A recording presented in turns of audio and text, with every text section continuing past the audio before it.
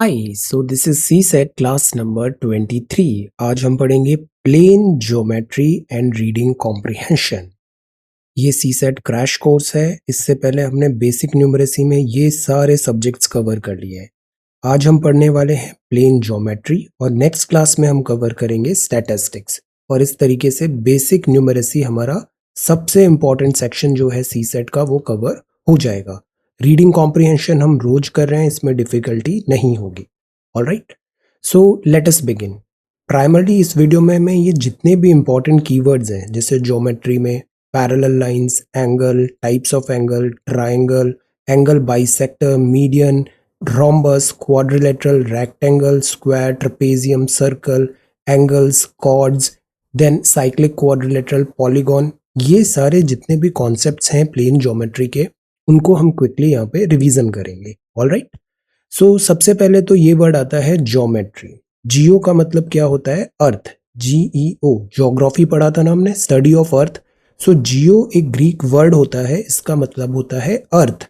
और मेट्री का मतलब होता है मेजरमेंट। सो ज्योमेट्री का मतलब क्या हुआ? अर्थ से, अर्थ में जो भी शेप्स हैं, जो भी साइज है, चाहे वो सर्कल हो जैसे कि सन हो गया, या फिर कोई ट्रायंगल दिख रहा है जैसे डेल्टा फॉर्मेशन हो गया, या फिर से कोई स्क्वायर नजर आ रहा है, जो भी शेप्स है चाहे वो 2D हो या 3D हो, वो सबका जो मेजरमेंट होता है वो कहलाता है ज्योमेट्री।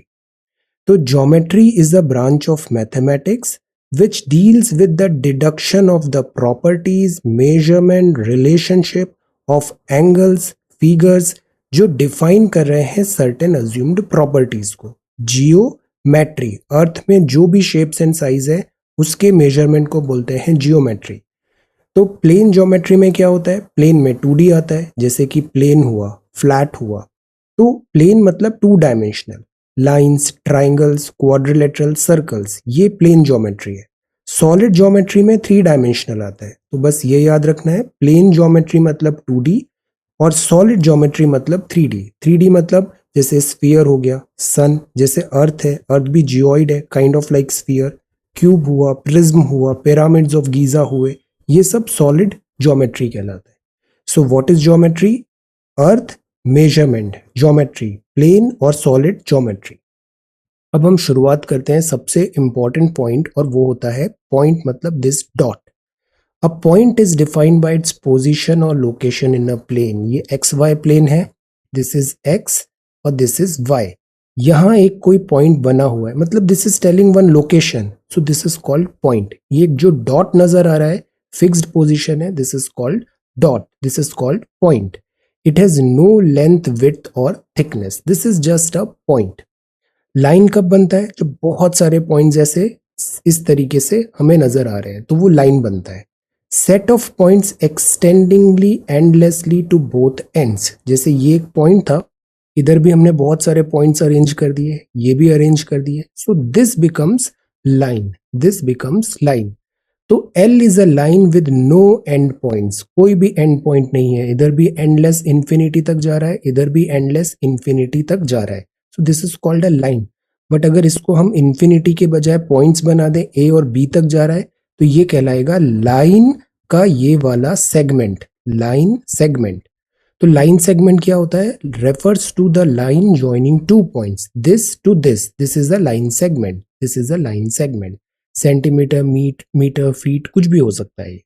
तो क्या ध्यान रखना है हमें? हमें पता चल गया पॉइंट क्या है, लाइन क्या है, लाइन सेगमेंट क्या है।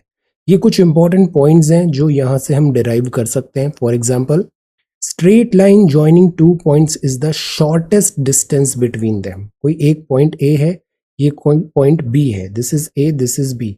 शॉर्टेस्ट डिस्टेंस जो होगा ना वो स्ट्रेट लाइन होगा फ्रॉम ए टू बी, ना कि दिस, ना कि this. Shortest distance is the straight line between A to B. 3 और मोर पॉइंट्स कोलीनियर होते हैं। कोलीनियर मतलब लीनियर मतलब एक ही लाइन पे वो लाई कर रहे हैं। There is a line which contains all of them. Then line contains infinite points जो होती है, through a given point there passes an infinite number of line. For example, जैसे ये एक लाइन है, इस पे एक पॉइंट ओ लिख दिया, इस ओ से कितनी लाइंस क्रॉस हो सकती है? इनफाइनाइट। एक ऐसे जा सकती है, ऐसे, like this, like this, like this, infinite number of lines यहाँ से पास हो सकती है। One and only one straight line passes through two distinct points, मतलब जैसे एक पॉइंट ए है, ये एक पॉइंट बी है, ऐसी कितनी लाइन बनेगी जो ए और बी दोनों से पास होगा? Answer is one. केवल एक ही लाइन होगा जो दो डिफरेंट पॉइंट्स को इस तरीके से पास हो रही है। थ्री और मोर lines are said to be concurrent if they pass through one point and that point is called point of concurrence मतलब मिल रही है वो वहीं पे, जैसे ये एक पॉइंट ए है, ये सारी लाइंस यहाँ पे मिल रही हैं इस ए पॉइंट पे, तो ये हो गई कॉन्करेंस। दो lines are said to be intersecting if they have a common point, intersect कर रही है, कोई एक कॉमन पॉइंट है, मतलब दोनों इंटरसेक्ट कर रही है किसी पॉइंट पे। अगर नहीं कर रही है तो वो पैरेलल लाइन होगी, वो कभी इंटरसेक्ट नहीं करेगी। जैसे रेलवेज की पटरी जो होती है, ये लाइन है, ये मिलती नहीं है, ये दोनों पैरेलल चल रही है, सो दीज आर पैरेलल। और इंटरसेक्टिंग मतलब वो कहीं पे इंटरसेक्ट हो रही है। तो ये कुछ बहुत बेसिक पॉइंट्स हैं, याद नहीं करना है, सारे ऑब्वियस से पॉइंट है, क्वेश्चन देखते ही समझ में आ जाता है कि ये ऐसा ही होगा। तो फॉलोइंग पॉइंट्स, ये हमें दिस याद होना है। याद नहीं भी होना है तो हमको पता होना चाहिए, हम इसे कॉमन सेंस से डिराइव कर लेंगे। अब जैसे पैरेलल लाइन देखा हमने, दो रेलवे ट्रैक की लाइन से ऐसी, तो दो लाइंस पैरेलल तब होती है इफ दे नेवर मीट, वो कभी नहीं मिलती पर हमेशा साथ रहती है। If they never meet no matter how far they are extended in either direction, so they remain at the same distance for the whole length, तो इसको बोलते हैं पैरेलल लाइंस। डिनोट ऐसे करते हैं इसे। लाइन जो कट करती है पैरेलल लाइन को वो होती है ट्रांसवर्सल। ट्रांसवर्सल एक तो पैरेलल लाइन हो गई, दूसरी ट्रांसवर्सल होती है। जैसे देखो, एक ये पैरेलल लाइन हुई, एक ये पैरेलल लाइन, ए बी और सी डी। जो ई एफ है ये इन दोनों पैरेलल लाइन को ऐसे इंटरसेक्ट कर रही है, तो ये जो ई एफ है इसको बोलते हैं ट्रांसवर्सल। ट्रांसवर्सल, ये एक पैरेलल, ये एक पैरेलल, दिस इज ट्रांसवर्सल। सो अब यहाँ इस फिगर को आप क्लोजली देखो, बहुत सारी चीजें ऑब्वियस नजर आएगी। एंगल्स क्या होते हैं, जैसे एक ये लाइन है, अगर ये एंगल 90 डिग्री है, अगर परपेंडिकुलर हो रहा है, दिस इज परपेंडिकुलर, तो दिस इज 90 डिग्री, ये भी 90 डिग्री हो जाएगा। तो ये टोटल कितना हुआ, ये हो गया 180 degree, this is 180 degree. Okay, अब देखो ये पैरेलल लाइन है ना, ये एक ट्रांसवर्सल लाइन है। ये जो एंगल 2 दिख रहा है, जैसे एंगल 1 दिख रहा है यहाँ पे, ये एंगल 1 है और ये एंगल 5 है, बिकॉज ये दोनों पैरेलल लाइन थी, तो angle 1 is equal to angle 5 हो जाएगा। Similarly angle 2 is equal to angle 6 हो जाएगा, angle 4 is equal to angle 8 हो जाएगा, angle 3 is equal to angle 7। Obvious सी चीज है, ये पैरेलल है, ये ऐसे लाइन क्रॉस हुआ, this and this is equal, this is equal. अगर ये इक्वल है तो ऑब्वियसली ये तो इक्वल होंगे ही ना, बिकॉज ये 90 डिग्री माइनस दिस होता है, टोटल 180 डिग्री होता है। तो ये जो एंगल्स कहलाते हैं इनको बोलते हैं कॉरस्पॉन्डिंग एंगल। कॉरस्पॉन्डिंग एंगल का जो पेयर होता है वो बराबर होता है। वर्टिकली अपोजिट एंगल क्या होंगे, जैसे एंगल 2 देखो और एंगल 4 देखो, एंगल 2 और एंगल 4, अब ये दो पैरेलल लाइंस थी, ये और ये एंगल जो होगा वर्टिकली, ये वर्टेक्स है, वर्टिकली अपोजिट, ये एक साइड और ये इस साइड, दोनों बराबर होंगे, वर्टिकली अपोजिट एंगल बराबर होंगे। Angle 2 is equal to angle 4, angle 5 is equal to angle 7, 6 is equal to 8, like that, vertically opposite. Alternate angle क्या होंगे, शब्द में ही लिखा हुआ है, एंगल 1 एंगल 7, एंगल 1 एंगल 7। अब इसमें भी कुछ दिमाग नहीं लगाना है और ऐसे याद भी नहीं रखना है इनके नामों को, बस ये याद रखना है कि ये अगर पूरी लाइन हो रही है तो ये पेयर होता है 360 degree, this completes is 360 degree, so this is 360 degree. जो भी एंगल 2 होगा तो this is 180 degree, this is 180 degree, तो जो भी एंगल 3 होगा वो 180 डिग्री माइनस एंगल 2 हो जाएगा। बस ये याद रखना है, और बाकी सिमेट्री से ये बहुत ऑब्वियस है, सवालों में बन जाता है, कोई डिफिकल्टी नहीं होती, इन वर्ड्स के नाम से नहीं डरना है। सो बस ये याद रखना है कि ये पैरेलल है और ये जो लाइन है वो ट्रांसवर्सल लाइन है। आपको ये 30 डिग्री दिया हुआ है तो ये आप तुरंत फाइंड कर लो, बिकॉज ये टोटल 180 था, तो 30 माइनस 180 कितना हो गया, 150 डिग्री हो गया। ये 30 है, ये भी इसकी पैरेलल चल रही है तो ये भी 30 हो जाएगा, फिर ये 150 हो जाएगा। इस तरीके से 1-2 पता होते हैं, हम सारे एंगल्स फाइंड कर लेते हैं। तो don't get scared by these names कि वर्टिकली अपोजिट क्या है, ऑल्टरनेट एंगल्स क्या है, इंटीरियर, बस ये याद रखना है कि ये पैरेलल है, टोटल ये 180 डिग्री होता है। वर्टिकली अपोजिट भी का ये थ्योरी होता है कि जैसे देखो, जैसे ये 180 डिग्री था ऐसे एक्सेस में, टोटल पूरा ले लेते हैं तो वो 360 डिग्री हो जाता है। तो दिस एंड दिस, जैसे कि ये ये O है, this is A and this is B, ये दोनों बराबर हो जाते हैं, तो ये वर्टिकली ऑपोजिट एंगल हो जाते हैं। तो इंटीरियर एंगल अंदर हो गए और इस तरीके से ये सारा यहाँ पे पैटर्न बैठ जाता है। अब जो नेक्स्ट है वो है straight lines which are parallel to the same straight lines are parallel to one another. अब जैसे ये दो लाइन है, ए इसकी पैरेलल ये है, ये इसकी पैरेलल है, तो ये भी इसकी पैरेलल हो जाएगी। Logic simple. अब एक टर्म होता है रेशियो आता है, जैसे एक लाइन एल है, एक एम है, एक एन है, एक ट्रांसवर्सल ये हुई, एक ट्रांसवर्सल ये हुई।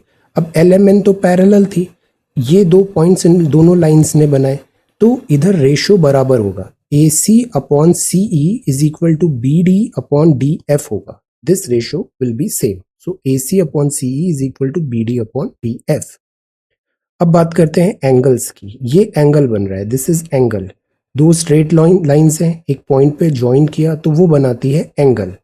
एंगल्स जो मेजर होते हैं वो डिग्री में होते हैं। स्ट्रेट लाइन फॉर्म होती है एंगल 180 डिग्री, सर्कल जब बन रहा है तो वो हो जाएगा 360 डिग्री। तो एंगल क्या होता है, जैसे ये लाइन है, this is one angle 30 degree, total 180 होता है, तो दिस इज 150 डिग्री, तो ये कहलाता है angle. Angle, this is angle.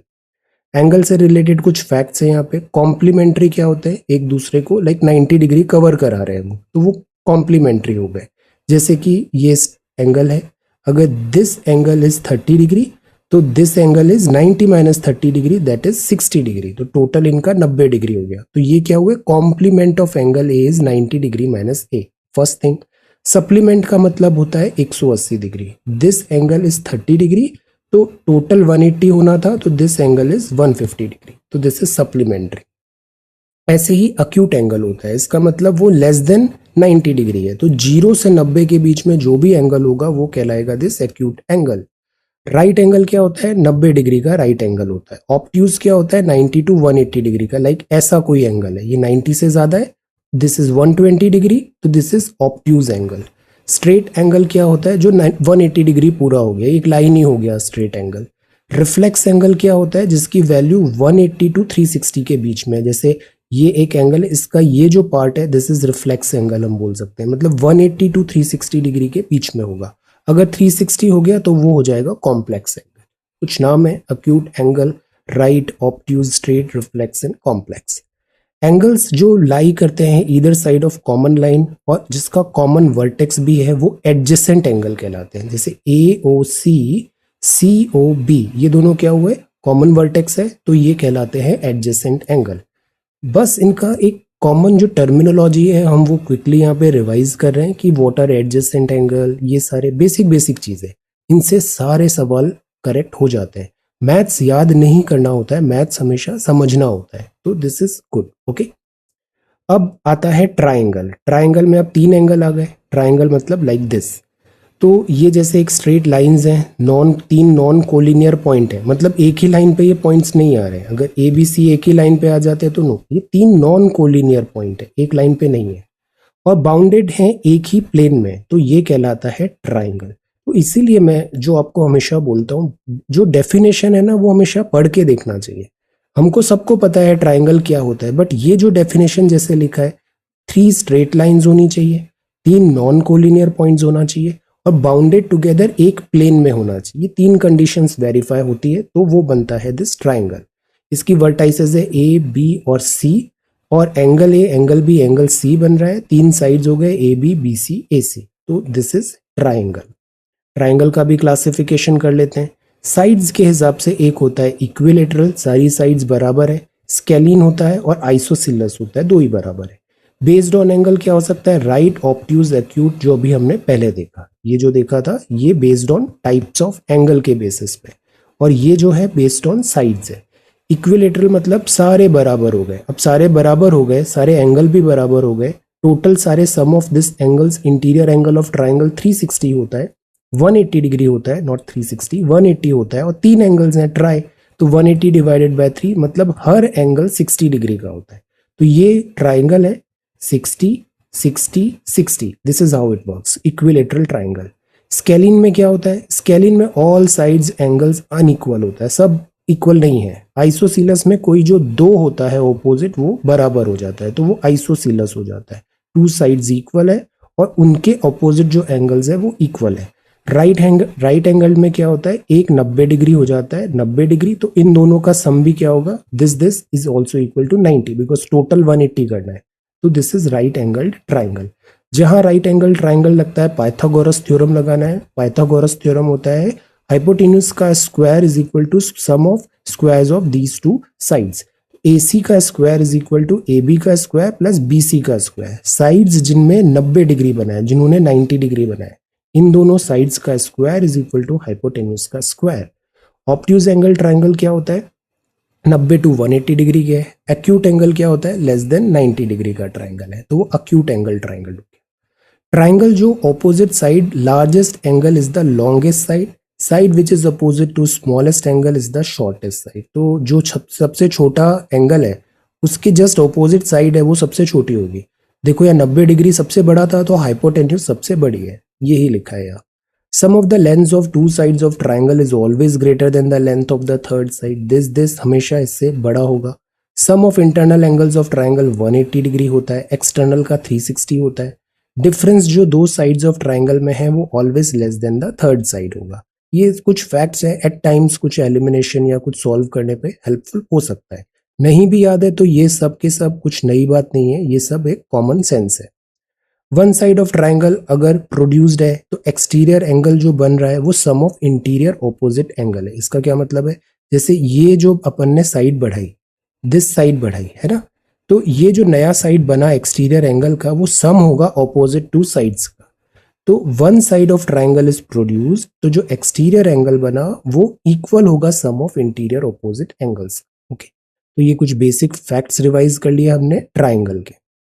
बाकी इसके अलावा एक कॉन्ग्रुएंसी एक कॉन्सेप्ट होता है ऑल्सो, पर इससे इतने सवाल आए नहीं है, बट कॉन्ग्रुएंसी हम तुरंत देख लेते हैं। दो ट्राइंगल अगर कॉन्ग्रुएंट है मतलब उनमें कुछ सिमिलैरिटी बहुत ज्यादा हो रहा है, जैसे एक एस एस एस कॉन्ग्रुएंसी होती है, साइड साइड साइड तीनों साइड कॉन्ग्रुएंट है। तो two triangles are congruent, three sides of one triangle are respectively equal to three sides of the other triangle. मतलब ये ट्राइंगल्स हैं कॉन्ग्रुएंट, मतलब दिस साइड ये तीनों बराबर है। Two sides and the included angle of the one triangle is equal to corresponding two sides and the included angle of the other triangle। मतलब एक ट्राइंगल का this एक साइड और included angle, side angle side is respectively equal to side angle side, तो वो congruency आएगी वहां पे। थर्ड क्राइटेरिया, जैसे दो एंगल्स हैं इंक्लूडेड एंगल है तो ये एंगल साइड एंगल हो जाता है। जैसे ये एक एंगल ले लिया, ये एक साइड ले लिया, ये एंगल ले लिया, किसी रेस्पेक्टिव ट्राइंगल में एंगल साइड एंगल, तो वो कॉन्ग्रुएंट हो जाएगा। तो ये कॉन्ग्रुएंसी होती है। पर कॉन्ग्रुएंसी तो मतलब बहुत एक जैसा हो गया, एग्जैक्टनेस आ गई, बट कई बार सिमिलैरिटी होती है। जैसे ये एक ट्राइंगल है और ये एक ट्राइंगल है, दोनों सिमिलर लग रहे हैं तो सिमिलैरिटी कहते हैं वहां पे। सिमिलैरिटी मतलब corresponding angles are equal, corresponding sides are not equal but proportional होती है। मतलब शेप एक जैसा लगता है बट वो साइज अलग हो सकता है, तो उसको हम क्या बोलते हैं, उसको हम बोलते हैं similarity of two triangles.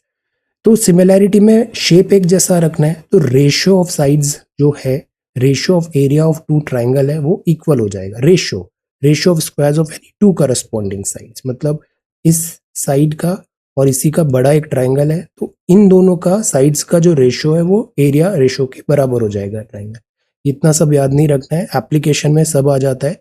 Similarity में बस ये याद रखना है, ट्राइंगल सिमिलर तब होते हैं जब करस्पॉन्डिंग एंगल्स इक्वल हो और जो करस्पॉन्डिंग साइड्स है वो प्रोपोर्शनल हो। सिमिलैरिटी का मतलब होता है शेप ऑफ ट्राइंगल्स जो है वो एक जैसा होना चाहिए, साइज अलग अलग हो जाएगा बट शेप एक जैसा होना चाहिए, तो वो सिमिलैरिटी। ये सब डिराइव हो जाता है, कुछ याद नहीं रखना है, कॉमन सेंस है, एक क्वेश्चन को देख के ये सारी चीजें डिराइव हो जाती है। रेशियो जो है वो ratio of the squares of the corresponding altitude और मीडियन, इसको आगे मैं बताता हूँ। जैसे ये साइड है, यहाँ से परपेंडिकुलर ड्रॉप किया तो इसको बोला जाता है एल्टीट्यूड। मीडियन जो है वो यहाँ पर लाइक दिस डिवाइड कर रही है, उसको मीडियन बोल देते हैं। एंगल को इक्वल कर रही है, तो इस तरीके से बाइसेक्टर है, ये आगे मैं बताता हूँ। तो यहाँ शेप एक जैसा होगा, साइज डिफरेंट हो सकता है बट शेप एक जैसा होगा। देन एल्टीट्यूड क्या होता है, देखो ये एल्टीट्यूड है। एल्टीट्यूड क्या होता है, perpendicular dropped from the vertex of a triangle to the side opposite to that vertex. जैसे ये वर्टेक्स है, ये तीन वर्टेक्स होती है A B C, ए से परपेंडिकुलर ड्रॉप किया बीसी पे, side opposite to it BC पे, तो दिस इज परपेंडिकुलर और इसको बोला जाता है एल्टीट्यूड। तो ये एल्टीट्यूड है। और ये जो तीन एल्टीट्यूड जो मिलते हैं, बिकॉज एक वर्टेक्स ए से आ सकता है, एक बी से आ सकता है, एक सी से आ सकता है, ये जहां मिल रहे हैं तो उसको बोलते हैं हम ऑर्थोसेंटर। ऑर्थोसेंटर, तो एल्टीट्यूड एंड ऑर्थोसेंटर। एंगल बाइसेक्टर क्या होता है, जैसे ये ट्राइंगल है, ये एंगल ए है, एंगल ए 60 डिग्री का है, तो इस एंगल को एग्जैक्टली दो पार्ट में जिसने डिवाइड किया वो एंगल बाइसेक्टर है। 30-30 डिग्री के दो हो गए, तो this is angle bisector. Her angle bisector जो है बना लो, वो जहां मिलेगा उसको हम क्या बोलते हैं, इन सेंटर बोलते हैं, इन सेंटर। और इसी तरीके से इन रेडियस भी बन जाएगा। इन रेडियस क्या होगा, वो सर्कल होगा जो ट्राइंगल के अंदर ऐसे बना हुआ है, उसको बोलते हैं इन रेडियस। इन सर्कल, इन रेडियस, इनका मतलब इनसाइड, तो ट्राइंगल के अंदर बनती है ये सारी चीजें, इन सेंटर, इन रेडियस। ओके, अब परपेंडिकुलर बाइसेक्टर क्या होगा, ये परपेंडिकुलर भी है और ये जो लाइन सेगमेंट है पास हो रहा है mid point of the side of a triangle, मतलब ये जो साइड्स हैं मिड पॉइंट से पास हो रहा है and is perpendicular to it, तो ये कहलाएगा परपेंडिकुलर बाइसेक्टर। का मतलब दो पार्ट में डिवाइड करना। जैसे ये पी क्यू आर एक ट्राइंगल है, क्यू आर एक साइड है, क्यू आर का मिड पॉइंट है डी, यहां से परपेंडिकुलर ड्रॉ कर दो तो वो हो गया इसका परपेंडिकुलर बाइसेक्टर। एल्टीट्यूड से कंफ्यूजन नहीं करना है, एल्टीट्यूड वर्टेक्स से आ रहा था, इस वर्टेक्स से। ये जो परपेंडिकुलर बाइसेक्टर है, ये centre point of this Q R है, क्यू आर का सेंटर पॉइंट है, दैट्स ऑल। तो ये परपेंडिकुलर बाइसेक्टर होता है। परपेंडिकुलर बाइसेक्टर्स जहां मिलते हैं वो सर्कम सेंटर कहलाता है, सेंटर सर्कल का, ट्राइंगल का, तो ये कहलाता है परपेंडिकुलर बाइसेक्टर। साइड्स का हाफ के परपेंडिकुलर।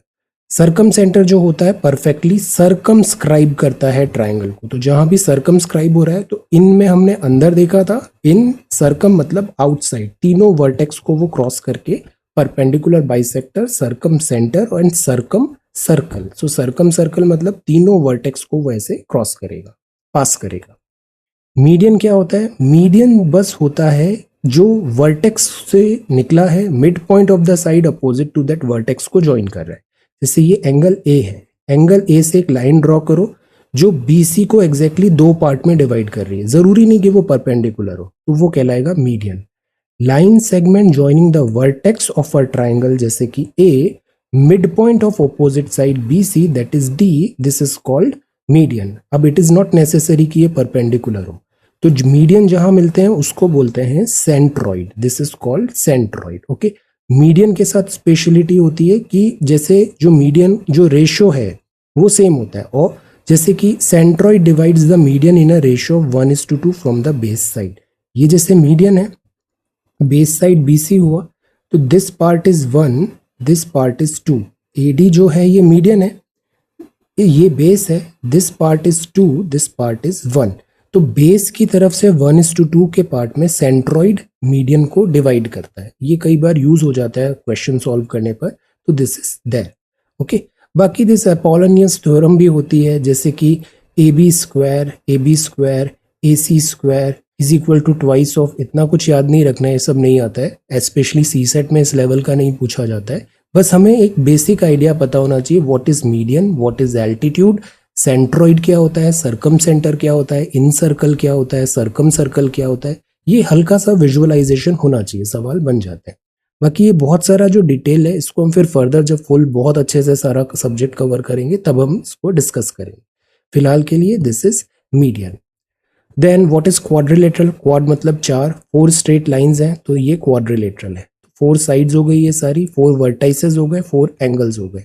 क्वाड्रिलेटरल की प्रॉपर्टीज में एक होता है पैरेललोग्राम। पैरेललोग्राम में क्या होता है, ऑपोजिट साइड्स पैरेलल होती है और इक्वल लेंथ की होती है, तो वो होता है पैरेललोग्राम। जैसे this is equal to this, this is equal to this, और this and this parallel, this and this parallel, तो ये पैरेललोग्राम होता है। Opposite sides are equal and parallel.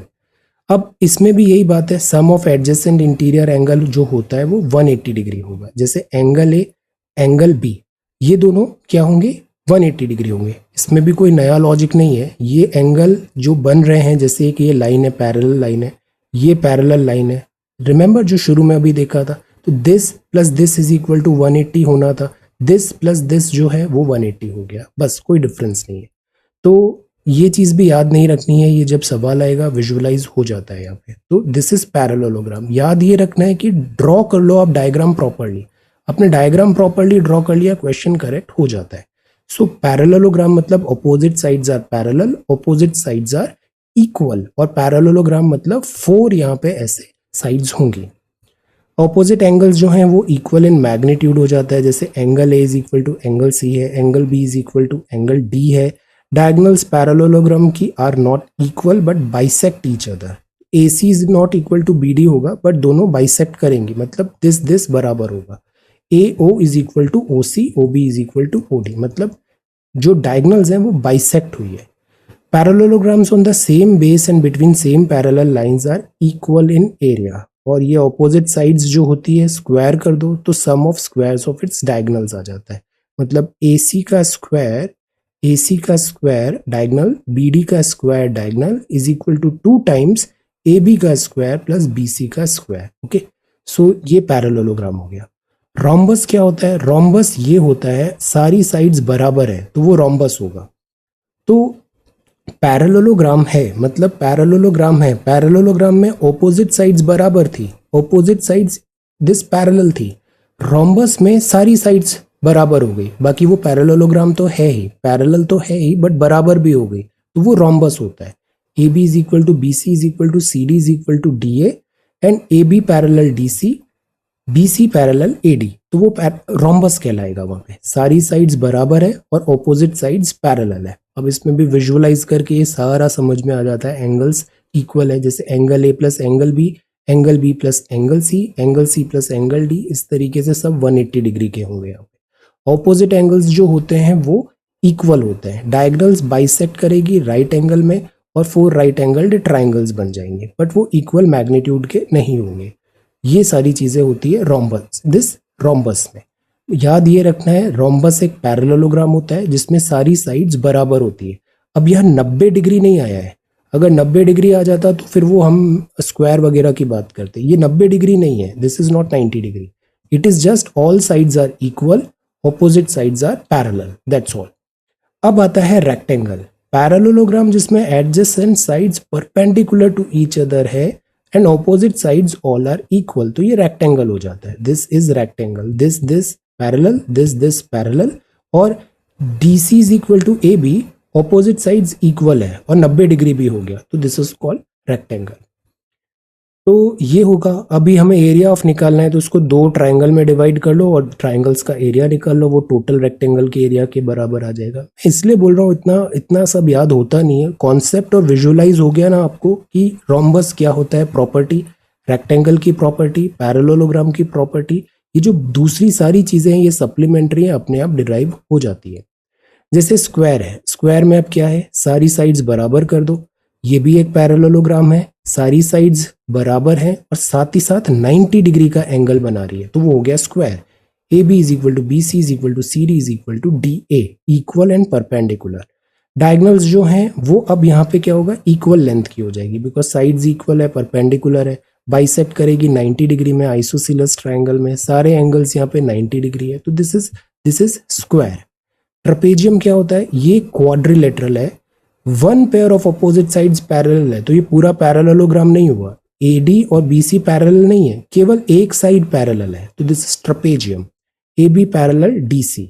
अब जैसे ट्रेपेजियम है ABCD, तो दिस अगेन आप इसको ऐसे कर सकते हो, AC square plus BD square, BC square, AD square twice ABCD हो जाएगा। दिस, बस ये याद रखना है, ऑपोजिट साइड्स जो होती है वो पैरेलल होती है और this is trapezium, AB parallel CD। Circle क्या होता है, दिस इज सर्कल, ये सेंटर है, ये रेडियस है और ये पूरा एक हमने सर्कल ड्रॉ कर लिया।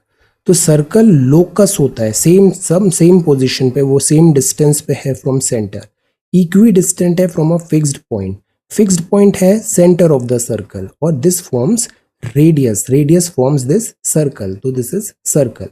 Length of equidistant point from the fixed point is called radius of the circle, this is circle. अब इसमें 3 टर्म होते हैं, आर्क, कॉर्ड और सेंट्रल एंगल। ये जो टर्म है, जैसे ACB हुआ, दिस आर्क मतलब दिस इज आर्क, हम आर्किटेक्चर में भी पढ़ते हैं, आर्क्स एंड डोम्स फॉर्म हुए थे, दिस इज आर्क। ये जो है ACB, इसको आर्क बोलते हैं। ए और बी जो ये बना ये क्या है, एक कॉर्ड हो गया। ए ओ बी जो बना ये हो गया central angle. Arc, chords and central angle. तो ए सी बी एक आर्क हुआ, ए बी एक कॉर्ड हुआ, angle A O B central angle हो गया। दो सर्कल है, सेम सर्कल है, if two arcs are equal then the chords associated with these circles are also equal. कुछ नहीं है, ये डायग्राम में अभी हम एग्जांपल देखेंगे, this will become clear. Equal circles क्या होते हैं, सेम टाइप का रेडियस सेम है या फिर सेम सर्कल है, दो आर्क्स इक्वल होती है, then the chords associated with those arcs are also equal. जैसे एक आर्क ए सी बी ले लो, एक आर्क आप ले लो, जैसे एक सपोज जैसे ये लेंथ की आर्क थी ना, ऐसे ही एक लेंथ की आर्क ये ले लो, बी डी ई ले लो, है ना, एक लेंथ की ये हो गई। तो ये जितना एंगल और कॉर्ड बना रही है, जितना इसका बना रही है उतना इसका भी बनेगा, because these arcs are same, A C B is equal to B D E. Alright, so this is one thing. Equal circle है, दो आर्क सबटेंड करेगी, equal angle at the centre. वही बात है, जैसे ये इक्वल एक आर्क हुई, दूसरी आर्क ऐसे बना लो, तो जितना इसका एंगल होगा इस आर्क का उतना ही दूसरा एंगल का भी, दूसरी आर्क का भी उतना ही सेंट्रल एंगल होगा। Common sense. Angles in a circle क्या होता है, angle which an arc of a circle subtend eight the centre is double the angle subtended by the arc at any point on the remaining part of the circle. इसका क्या मतलब हुआ, जैसे ये एक आर्क है, ये सेंटर पे एंगल इसने AOB बनाया, यही आर्क अगर सर्कल के पॉइंट पे सपोज यहाँ पे एक आर्क ने ये एंगल बनाया, ठीक है, ये ACB एक आर्क है, सेंट्रल एंगल ये है और एक एंगल ये हो गया, तो दिस एंगल जो है, जैसे ये x है तो ये हो जाएगा 2x, दिस इज रिटन। तो सेंटर एंगल जो होगा वो डबल होगा कोई दूसरा एंगल जो आर्क के ऊपर, सर्कल के ऊपर ये सेम आर्क बना रही है। ओके, तो ये हो गया। बाकी अब कॉर्ड्स इन अ सर्कल क्या होती है, कॉर्ड्स मतलब जैसे अभी हमने बताया सर्कल है, दिस इज सेंटर, ये जो एक बन रहा है this is called chord. Chord tangent क्या होता है, जैसे ये सर्कल है और जो एक पॉइंट है इस पे टी, सर्फ इसके आर्क पे, इसकी सर्कल की बाउंड्री पे, यहां से एक लाइन ड्रॉ किया है जो उसको केवल टच करते हुए निकल रहा है, तो वो कहलाता है टेंजेंट। सेंटर ऑफ सर्कल से टेंजेंट को जो लाइन टी पॉइंट जो ज्वाइन करके निकल रहा है वहां पे लाइन ड्रॉ करते हैं तो वो परपेंडिकुलर आती है इसकी, तो OT हमेशा परपेंडिकुलर होगा इस टेंजेंट का, तो ये टेंजेंट होता है। बाकी टेंजेंट की प्रॉपर्टी होती है, जैसे P से हमने दो टेंजेंट्स ड्रॉ की सर्कल पे, ये भी परपेंडिकुलर है, ये भी परपेंडिकुलर है, तो PA is equal to PB हो जाएगा। एंगल जो कॉर्ड मेक बन रही है टेंजेंट पे, जैसे ये एक एंगल बना, is equal to any angle made by the same chord in the alternate segment, तो वो थीटा थीटा बराबर हो जाएगा। ओके, एंगल PTA ये जो एक आर्क बना और ये एक सेगमेंट, ये जो आर्क बना रहा है, अब ये सेगमेंट सर्कल के किसी भी बाउंड्री पे, सर्कल पे कोई दूसरा एंगल प्रोजेक्ट करेगा तो ये दोनों बराबर हो जाएगा। Okay, then properties of tangent common to a pair देखते हैं। अगर ये दो है तो दिस कॉमन टेंजेंट है, मतलब दिस सर्कल की भी टेंजेंट है और दिस सेकेंड सर्कल की भी टेंजेंट है, AC PC, तो ये एक स्ट्रेट लाइन बन जाएगी। ओके, AC BR कोलिनियर हो जाएंगे, एक सेम स्ट्रेट लाइन पे ये आ जाएंगे।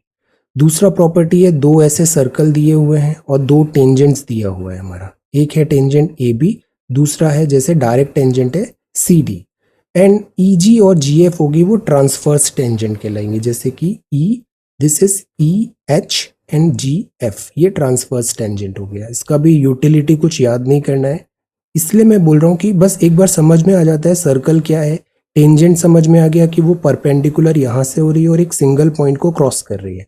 अब क्वेश्चंस अभी हम सॉल्व करेंगे, सारा उसमें विजुअलाइजेशन होता जाता है, कोई डिफिकल्टी आती नहीं है। सो दिस इज दैट। अब साइक्लिक क्वाड्रिलेटरल है, व्हाट इज साइक्लिक क्वाड्रिलेटरल, शब्दों में जाओ, दिस इज सर्कल मतलब साइक्लिक, सर्कल के अंदर एक क्वाड्रिलेटरल बना दिया तो वो होगा साइक्लिक क्वाड्रिलेटरल, बस। तो क्वाड्रिलेटरल जिसकी vertices circumference of the circle पे है वो होगा साइक्लिक क्वाड्रिलेटरल।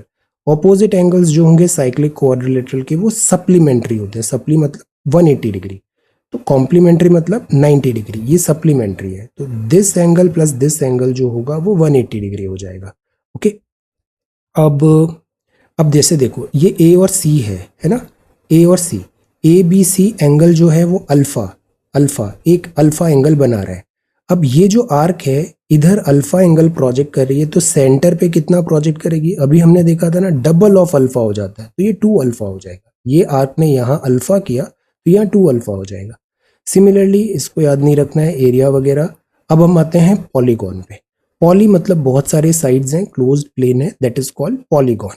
कॉन्वेक्स पॉलीगॉन क्या होता है? None of its interior angle is more than 180 degree. सारे इंटीरियर एंगल 180 डिग्री से कम है।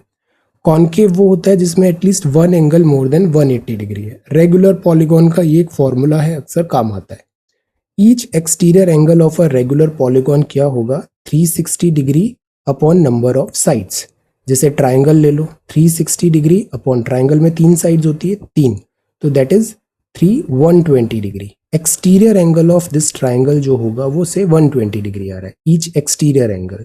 देन ईच इंटीरियर एंगल जो होगा वो 180 डिग्री माइनस एक्सटीरियर एंगल हो जाएगा। तो 120 डिग्री माइनस 180 माइनस 120 डिग्री कर दो तो ये हो जाएगा 60। तो देखो इक्विलेटरल ट्राइंगल होता है, उसमें सारा इंटीरियर एंगल 60 डिग्री का होता है। तो this is the formula. Sum of all interior angle, अगर n साइड्स का पॉलीगॉन है तो वो 2n माइनस 4 90 डिग्री होता है। Sum of all exterior angle हमेशा 360 होगा। Diagonals of a polygon on n side याद नहीं रखना है, but this is the formula, n minus 3/2। Polygon, triangle, quadrilateral, pentagon, hexagon कुछ भी हो सकता है 3 4 5 6 के अकॉर्डिंग। ये सबसे ज्यादा काम आता है ये वाला formula, 360 degree upon number of sides, और इंटीरियर एंगल कितना है और एक्सटीरियर एंगल कितना है रेगुलर पॉलीगॉन का। ओके, तो दिस इज दैट। तो ये सब चीजें ना तो बेसिक्स हो गया। अब इसके थोड़े क्वेश्चंस होंगे, वो मैं नेक्स्ट क्लास में करवाऊंगा, और स्टैटिस्टिक्स भी कंप्लीट करूंगा। इसके बाद मैं बहुत सारे सॉल्व्ड एग्जांपल्स आपको दूंगा, उसको आप क्विकली गो थ्रू करना। सीसेट हमारा कंप्लीट हो जाएगा, बेसिक न्यूमेरेसी। तो कॉन्सेप्ट्स देख लिए, साइक्लिक, क्वाड्रिलेटरल, पॉलीगॉन, टेंजेंट क्या होता है, कॉर्ड क्या होता है, area, arc, chord, central angle circle में, ट्रेपेजियम, स्क्वायर क्या होता है, rectangle, parallelogram, rhombus, altitude, angle bisector, median, है ना। ये सारी चीजें हमें एक बेसिक नाम पता होना चाहिए। इससे ज्यादा अभी तक नहीं पूछा गया है सीसेट में, पेपर 2 में बस इतने बेसिक से सारे काम हो जाते हैं हमारे। Alright, now let us come to RC, because RC is something जो रोज एक प्रैक्टिस करना चाहिए। आरसी इज नॉट समथिंग कि एक दिन में आप सब सीख जाओगे, practice and automatically it gets better and better. So food varieties extinction is happening all over the world and it is happening fast. 7000 Apple variety जो है वो ग्रोन हुआ 19th सेंचुरी में, और अभी कुछ 100 ही बचा है, मतलब बाकी एक्सटिंक्ट हो गए। फिलीपींस में thousands of variety of rice एक बार थ्राइव होता था, अभी वहाँ पे कुछ 100 ही ग्रो होता है। राइस रिसर्च इंस्टीट्यूट भी फिलीपींस में, मनीला। चाइना में 90% ऑफ व्हीट वैरायटी कल्टीवेट होता था एक सेंचुरी अगो, बट अब वो डिसअपियर हो गया है। Farmers in the past painstakingly bred and developed crops well suited to peculiarities of local climate and environment, but in the recent past heavy dependence high yielding variety और technology driven production में हुआ है। Distribution of जो food है is causing dwindling of diversity in food crop. तो message क्या देना चाह रहे हैं कि डाइवर्सिटी कम होती जा रही है। If some mutating crop disease और future climate change decimates a few crop plants we have come to depend on to feed our growing population, we might desperately need some of those variety we have let go extinct. Actually क्या होता है, जितनी variety होती है ना, जैसे एक species है, बी को प्रॉब्लम हो गई तो दूसरी स्पीशीज तो है ना वो आगे कैरी कर लेती है, बट हमारे पास गिनती की 2 या 3 ही स्पीशीज बची है, इनको प्रॉब्लम हो गया तो वो नेचर का जो सिलेक्शन क्राइटेरिया है वो वर्क नहीं कर पाता और फिर हम डिफिकल्टी में आ जाएंगे। इसीलिए बोला जाता है बायोडाइवर्सिटी हमेशा होनी चाहिए। This is the message. अब ऑन द बेसिस हम पैराग्राफ देखते हैं, क्या अजम्पशन हो सकता है। Humans have been the main reason for the large scale extinction of plant species. Alright, human को यहाँ पे ब्लेम किया है। Consumption of food mainly from locally cultivated crop ensures crop diversity. ऐसा तो कहीं अजम्पशन है नहीं कि केवल लोकली कल्टिवेटेड क्रॉप का ही हमें कंजम्पशन करना है। The present style of production and distribution of food will finally lead to the problem of food scarcity in the near future. ये पूरे आर्टिकल में ये चीज बार बार बोला है, जो हमारा प्रेजेंट स्टाइल है फूड का उसके कारण स्कार्सिटी हो सकता है। Our food scarcity may depend on our ability to preserve the locally cultivated varieties of crops. जो फूड स्कार्सिटी है, फूड सिक्योरिटी है, वो डिपेंड करेगा ability to preserve the locally cultivated crops of different, okay, तो different crops, okay. तो अब देखो यहाँ पे वैलिड अजम्पशंस बताने हैं। पूरे यहाँ जो आर्टिकल में ये लिखा है कि जो ह्यूमन एक्टिविटीज हैं उसके कारण वेराइटीज कम हुई है। पहले जो फार्मर्स लोकली करते थे वो अब डेवलप नहीं कर रहे हैं, तो वैरायटी कम हुआ है। तो पहला हम मान सकते हैं कि ह्यूमंस में have been the main reason large scale extinction of plant species, ये एक हो जाएगा। सेकेंड जो है, सेकेंड कंजम्पशन जो है केवल लोकली कल्टीवेटेड क्रॉप से करें, एंश्योर्स क्रॉप डाइवर्सिटी, ये मैसेज नहीं है। ओवरऑल प्रोटेक्ट करें बट ऐसा नहीं कि कंजम्पशन वैसा हो, तो 2 नहीं होगा इसका। तो बचा ए और डी। 3 और 4 में देखें तो प्रेजेंट स्टाइल है। अब बार बार यहाँ लिखा है जिस तरीके से ऐसा चल रहा है, अगर कुछ हुआ तो we might desperately need crops, otherwise हमारा एक्सटिंक्ट में हो जाएगी सारी। ड्विंडलिंग ऑफ डाइवर्सिटी के कारण जो है हेविली डिपेंडेंस है, तो ये पैटर्न भी नजर आ रहा है, तो 3 इज ऑल्सो पॉसिबल। ये ability to preserve locally cultivated varieties of crop यहाँ पे एज सच मैसेजिंग नहीं दिया है, तो इसमें जो वैलिड अजम्पशन लग रहा है वो 1 एंड 3 होने का चांसेस ज्यादा है। तो this is A 1 and 3। Alright, so this is C set और हमने आज कवर कर लिया प्लेन ज्योमेट्री। अब हम एक स्टैटिस्टिक्स का और एक वीडियो करेंगे। Alright, so thank you so much for watching this video. Take care, study well and be safe.